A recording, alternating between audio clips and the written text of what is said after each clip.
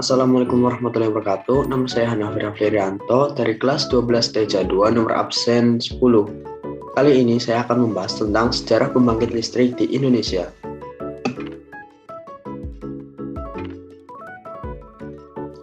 Di video ini, yang pertama saya akan membahas tentang sejarah pembangkit listrik di Indonesia. Yang kedua ada potensi dan perkembangan energi di Indonesia. Yang ketiga ada permasalahan energi di Indonesia. Dan yang keempat adalah tingkat kebutuhan energi di Indonesia.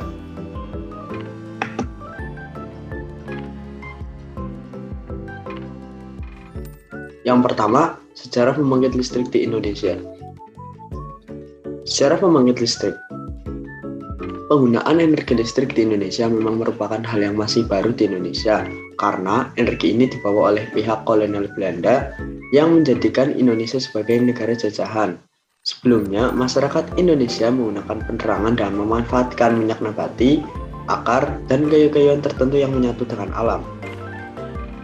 Sejarah listrik di Indonesia dimulai dengan masa VOC atau masa penjajahan Belanda, yaitu pada tahun 1800 sampai dengan tahun 1942. Yang kedua ada masa Jepang pada tahun 1942 sampai dengan 1945 dan masa kemerdekaan sampai sekarang yaitu tahun 1945 sampai dengan sekarang. Di masa VOC atau masa penjajahan Belanda, pembangkit listrik komersial pertama di Indonesia adalah PLT yang terletak di wilayah Gambir, DKI Jakarta. Kemudian disusul dengan kota-kota lainnya di Indonesia, yaitu Medan, Sumatera Utara pada tahun 1899, Surakarta, Jawa Tengah pada tahun 1902, Bandung, Jawa Barat pada tahun 1906, Surabaya, Jawa Timur pada tahun 1912, serta Banjarmasin, Provinsi Kalimantan Barat tahun 1922. Semua pembangkit listrik di wilayah-wilayah umumnya menggunakan tenaga termis atau tenaga panas. Listrik pada masa lalu digunakan untuk penerangan oleh sebagian masyarakat kelas atas atau institusi di Indonesia. Diperkirakan listrik ada pertama kali tahun 1897 atas inisiatif pihak Belanda yang bernama Nederlands Indische Elektriciteit Maatschappij di Jakarta. Kemudian selanjutnya di Surabaya pada tahun 1909 yang dinamakan Algemene Nederlands Indische Elektriciteit Maatschappij atau ANIM sebagai otoritas non-pemerintah yang bertanggung jawab dalam pengelolaan listrik Indonesia. Di atas ini adalah gambar dari ANIM. Nah, di masa penjajahan Jepang, ketika Belanda menyerah pada Jepang, perusahaan listrik dan gas juga diambil alih Jepang.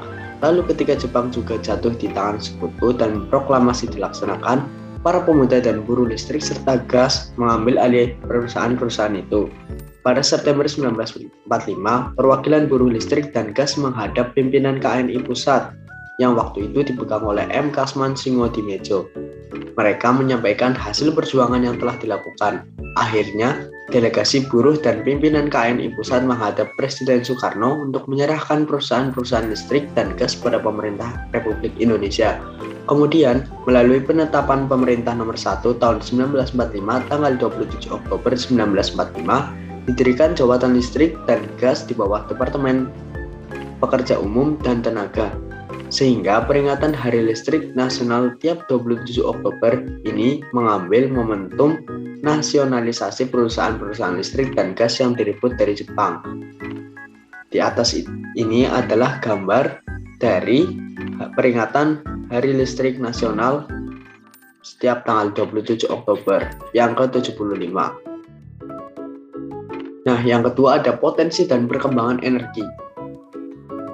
Potensi dan perkembangan energi di Indonesia.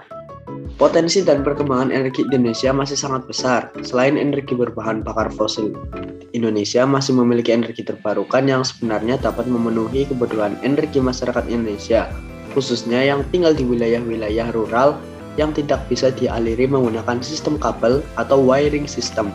Sumber energi tersebut tidak dapat habis dan dapat terus diperbarukan. Beberapa energi terbarukan yang ada di Indonesia yang belum dikelola secara optimal adalah energi matahari atau solar energi. Merupakan jenis energi tercipta dari sumber energi primer, yaitu cahaya atau sinar matahari. Keberadaan Indonesia sebagai negara yang terletak di wilayah ekuator atau khatulistiwa berdampak pada melimpahnya energi sinar matahari hampir setahun tanpa jeda. Apabila kelimpahan energi solar itu dapat dimanfaatkan dengan baik, maka persoalan krisis yang kerap melanda sejumlah daerah di Indonesia mungkin tidak akan terjadi. Nah, ini adalah gambar PLTS di Indonesia. Energi panas bumi. Energi terbarukan selanjutnya yang belum dikelola secara maksimal adalah panas bumi. Energi ini tersimpan dan terbentuk panas yang berada di dalam perut bumi. Panas tersebut berasal dari inti bumi yang suhunya lebih dari 55.000 derajat Celcius. Pengelolaan panas bumi sebagai PLT di Indonesia sendiri, potensi panas bumi sangat tinggi, namun pemanfaatannya belum optimal. Pemerintah Indonesia memperkirakan bahwa kurang lebih 40% cadangan energi geotermal dunia terletak di bawah tanah Indonesia. Dan hingga tahun 2015, Indonesia hanya menggunakan 4-5% dari kapasitas geotermalnya. Sumber daya energi terbarukan di Indonesia yang belum terkelola secara optimal adalah hydropower. Karakteristik Indonesia sebagai negara memiliki banyak sungai yang dapat dimanfaatkan untuk menghasilkan energi. Potensi hydropower di Indonesia untuk dapat menghasilkan listrik mencapai angka 7.000 MW. Pada kenyataannya, pencapaian energi panas bumi Indonesia belum termanfaatkan seluruhnya, hanya sekitar 6% atau 3.500 MW saja yang baru dihasilkan. Indonesia sebagai negara maritim sangat kaya akan ketersediaan air. Hal ini juga merupakan salah satu sinyal positif yang menunjukkan besarnya potensi energi air di Indonesia. Potensi energi air di Indonesia adalah 75.000 MW. Namun, baru dimanfaatkan sekitar 10% saja atau sebesar 7.572 MW. Potensi energi air pun tersebar di seluruh wilayah Indonesia. Nah, ini adalah pumped storage hydropower pertama di Indonesia. Data potensi hydropower. Di Sumatera ada 5.600 MW potensi hydropower dan persentase 20,8%. Di Jawa ada potensi 4.200 MW dengan persentase 5,6%. Di Kalimantan ada potensi 21.600 MW dengan persentase 28,8%. Dan di Sulawesi terdapat potensi hydropower 10.200 MW dengan persentase 13,6%. Yang ketiga ada permasalahan energi. Permasalahan energi di Indonesia. Indonesia merupakan negara terbesar di wilayah Asia Tenggara ditinjau dari luas wilayah ataupun jumlah penduduk. Fakta ini kemudian berdampak pada kebutuhan dan pengelolaan energi di Indonesia. Sejak lama Indonesia cukup bergantung pada energi fosil karena memang Indonesia merupakan salah satu negara penghasil batu bara dan minyak bumi. Dampak penggunaan energi fosil. Dampak dari penggunaan energi fosil yang boros sebagai berikut. Yang pertama ada menyebabkan polusi, dan yang kedua adalah menjadi penyebab global warming. Penggunaan energi fosil yang mengabaikan aspek lingkungan kemudian menyebabkan berbagai persoalan, di antaranya kerugian pencemaran udara akibat penurunan kadar kualitas udara yang mendukung terciptanya penyakit kronis. Penggunaan energi fosil secara berlebihan menyebabkan polusi lingkungan hingga berkembangnya persoalan perubahan iklim atau global warming. Nah, jumlah kematian di Indonesia yang dikarenakan oleh polusi udara pada tahun 2017 adalah sebanyak 232.900 jiwa. Yang keempat ada tingkat kebutuhan. Konsumsi energi listrik di Indonesia. Konsumsi listrik Indonesia mencapai 1.109 kWh per kapita pada kuartal 3 2021. Menurut Kementerian Energi dan Sumber Daya Mineral atau ESDM, angka itu setara dengan 92,2% dari target yang ditetapkan pada 2021 sebesar 1.203 kWh per kapita. Secara tren, sejak 2015, konsumsi listrik per kapita Indonesia terus meningkat. Peningkatan tertinggi terjadi pada tahun 2017 sebesar 6,8%. Sedangkan peningkatan terendah pada tahun 2020 sebesar 0,4%. Nah, di samping sini adalah tabel dari kebutuhan listrik dari tahun 2015 sampai dengan tahun 2021 pada kuartal ketiga.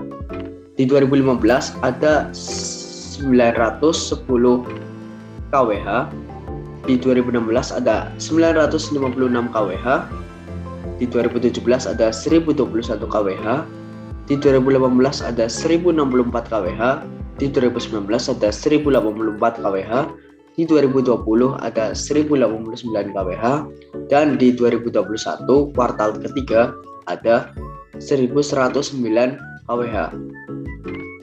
Keberadaan Indonesia yang masih belum mampu membangun PLT untuk memenuhi kebutuhan listrik masyarakat Indonesia kemudian menjadi sangat timpang jika dibandingkan dengan Malaysia yang berpenduduk sekitar 29 juta jiwa. Namun, pasokan listriknya sebesar 28,4 gigawatt. Kemudian jika dibandingkan dengan pasokan listrik Singapura, masih jauh memimpin lebih tinggi rasionya dengan jumlah penduduk kurang lebih 5,3 juta jiwa dan pasokan listrik 10,49 gigawatt. Pasokan listrik yang tidak seimbang dengan jumlah penduduk ini berdampak pada sebelum sampainya akses listrik pada 40 juta penduduk dan 9,5 juta kepala keluarga di Indonesia. Rasio elektrifikasi negara tetangga yang mencapai 96% sangat jauh jika dibandingkan dengan elektrifikasi Indonesia yang sebesar 76% pada tahun 2015. Ya, meskipun masih lebih tinggi daripada India, tapi kita masih kalah dengan Thailand, Malaysia, dan Singapura. Sejak tahun 2015 sampai 2021, kebutuhan listrik di Indonesia terus mengalami peningkatan. Hal ini terjadi akibat meningkatnya gaya hidup sebagian kalangan masyarakat Indonesia hingga laju industrialisasi yang juga banyak membutuhkan energi listrik. Dapat diketahui bahwa kebutuhan energi listrik semakin merata dari tahun ke tahun. Meskipun hingga tahun 2021 belum sepenuhnya wilayah di Indonesia teraliri listrik, namun sejak tahun 2015 hingga 2021 jumlah wilayah yang teraliri listrik meningkat hingga sampai ke pelosok-pelosok wilayah Indonesia. Nah, kesimpulannya adalah perkembangan pembangkit listrik di Indonesia masih banyak yang perlu dikembangkan atau ditambahkan lagi karena pasalnya di Indonesia masih banyak sumber energi terbarukan yang belum diolah secara optimal dan di Indonesia seharusnya bisa mengurangi pemakaian dengan menggunakan bahan bakar fosil karena mempunyai banyak dampak negatif bagi lingkungan. Untuk saat ini Indonesia sedang berkembang dengan menggunakan energi alternatif dan juga hampir 100% daerah di Indonesia yang sudah teraliri listrik pada tahun ini. Semoga kedepannya Indonesia bisa 100% memanfaatkan energi alternatif. Sekian dari saya, apabila ada salah kata mohon dimaafkan. Wassalamualaikum warahmatullahi wabarakatuh.